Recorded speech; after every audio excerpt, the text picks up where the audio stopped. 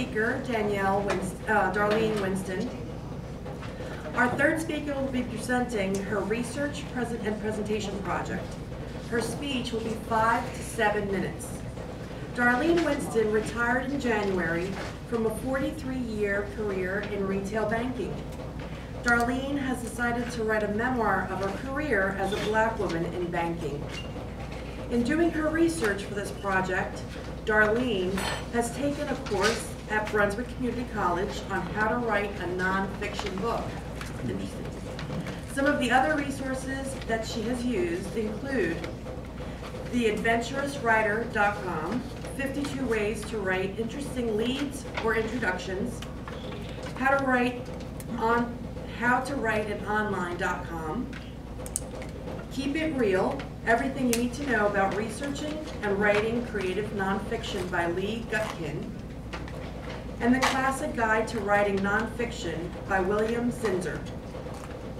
The Oxford American Dictionary defines nonfiction as a prose writing that is based on facts, real events, and real people. Please help me welcome Darlene Winston.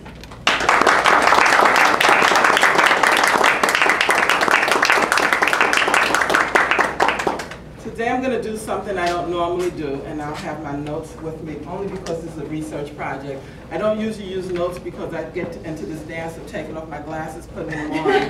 Anyway. So show of hands, how many people have thought about writing a book?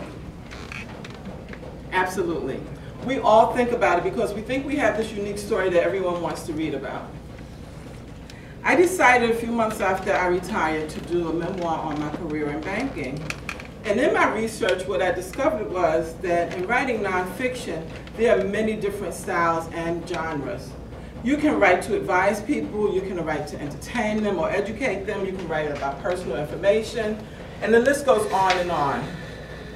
Additionally, what I learned is that there's a very different way to write nonfiction and fiction.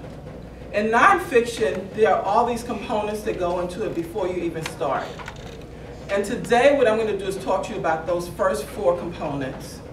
And at the end, I'm going to tell you where we go from there.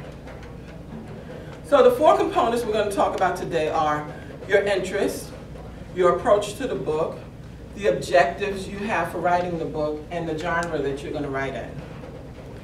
The first thing you want to think about is what are your interests? And then you take that approach by saying things like what's important to me, what inspires me, what angers me perhaps, what are some things I want to know more about, or even some things that I think I can teach other people. And while you may not be writing your book about those interests, it's important to have those kind of germinating in the back of your mind, because once you start writing and you get into a place where you have writer's block, you're kind of backed in the corner.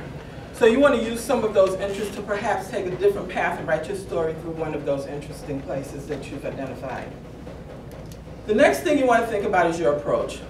What is my approach to writing this book? And for me as a banker, my approach could be a how-to book around retail banking. It could be a memoir about why I love banking. It could be a humorous story about different quotes in banking, or it can be a history book around banking. And then I move to my next component, which is, what is the objective for me writing this book? Is my objective to entertain people? Is it to advise people or educate them? Is it to persuade them? Or perhaps my objective is to simply inspire them and or help them. And when I think about these, you perhaps can approach all of these objectives when you write a book. However, you want to identify your primary objective up front so that you can stay your course. And then finally, I start thinking about my genre. What genre am I going to write this book in? Well, it won't be a biography because then someone else will be writing it. It could be an autobiography. However, I started out saying I was going to do a memoir. And a memoir only talks about a certain period in time of your life. However, I may need to draw on other portions of my life as I start writing my memoir, so it could evolve into an autobiography. All of a sudden, banking is just a small chapter of my book. Or it could be a business or professional piece. It could be a technical piece. It can be a history book, as I started out saying. It could be a cultural piece. So your genre, you want to identify that as well. So now I've identified my interests.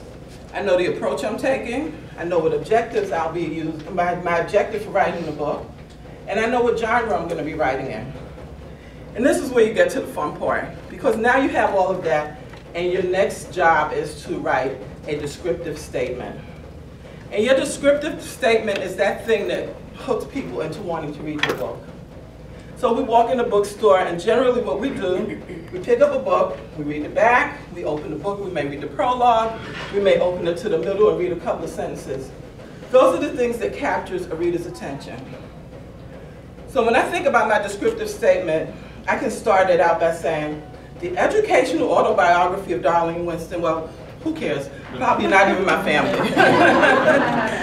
And I could add some meat and potatoes to it to make it sound great, but who's Darlene Winston? I'm not Oprah Winfrey or something like that, right? It could be the how-to book to navigate retail banking and some meat and potatoes around that. However, it could also be a history book on the relationship between retail banking and the black women in the last 43 years. And I would use 43 years because people would say, well, why not 40, why not 45? Because 43 years make people say, what happened to 43 years? So that could be the beginning of my descriptive statement. The one thing that's important to remember is this. In the world of nonfiction, there are over 200,000 nonfiction documents that go into print every single year. So it's very rare that you come up with a topic that no one else has thought of. So it's important for you to be able to articulate why your piece, this piece you're bringing to the table, lends more to this topic than any other book has or can lend. So as we think about that, I want to challenge all of you. Think about writing your nonfiction novel. Ask yourself, what are my interests? What approach would I take to write this book? What is my primary objective? And what genre would I write it in? And write your descriptive statement. Then ask yourself, who would read this book? Who would buy this book? Well, you know you can publish it if you do self-publishing. You can put some money into it, so you can always publish it. Well, why would they? Thank you.